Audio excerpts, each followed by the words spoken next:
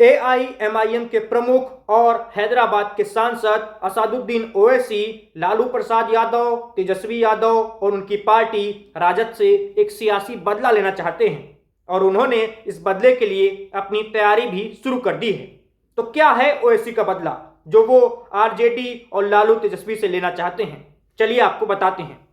तो इस बदले को जानने के लिए, समझने के लिए हमें साल 2020 चलना पड़ेगा। 2020 में बिहार के विधानसभा चुनाव होते हैं। इस चुनाव में बिहार का जो सीमांचल इलाका है वहां से एमआईएम यानी ओवैसी की पार्टी के 5 विधायक चुनकर आते हैं। ये विधायक पहले तो ओवैसी के साथ रहते हैं कुछ दिनों तक, लेकिन बाद में आरजेडी इन 5 में से 4 विधायकों को अपनी पार्टी में शामिल करा लेती है।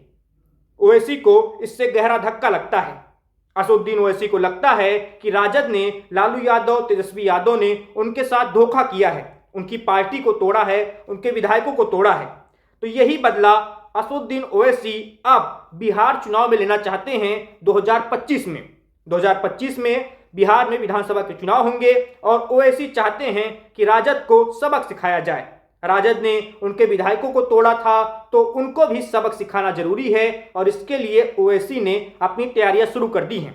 कहा तो यह भी जा रहा है कि ओवैसी की पार्टी पिछली बार सिर्फ सीमांचल की कुछ सीटों पर लड़ी थी, लेकिन इस बार वो बिहार की कई और सीटों पर लड़ेगी जहां पर मुस्लिम वोटर्स की संख्या ज्यादा है।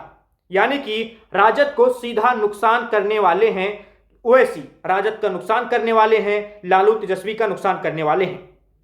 अगर एआईएमआईएम यानी ओवैसी की पार्टी बिहार में मुस्लिम बाहुल सीटों पर चुनाव लड़ेगी, ज्यादा से ज्यादा सीटों पर चुनाव लड़ेगी, तो सीधे तौर पर राजद का वोटर इससे प्रभावित होगा। राजद के वोटों में टूट होगी क्योंकि राजद का वोटर एमवाई समीकरण है उसका। आरजेडी का, लालू यादव का, तेजस्वी यादव का बिहार में एमवाई समीकरण है, मुस्लिम प्लस यादव।